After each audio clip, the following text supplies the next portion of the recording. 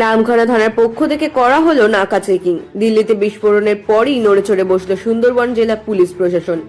সুন্দরবনের সীমান্তবর্তী এলাকাগুলিতে সারা রাত চলল নাকা চেকিং। রাত থেকে কাকদ্বীপ, নামখানা ও বকখালিতে 117 নম্বর জাতীয় সড়কে পুলিশের নাকা চেকিং চলে।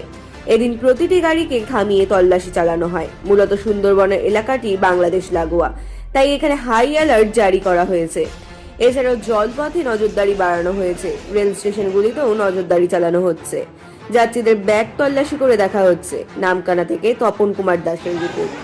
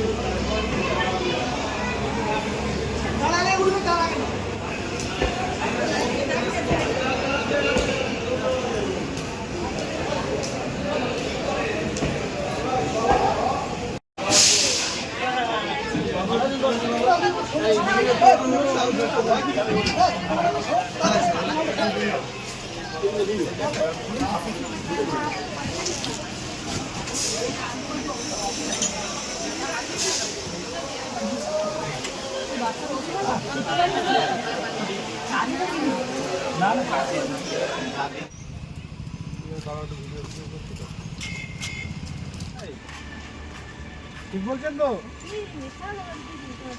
কথা বলবো না একদম।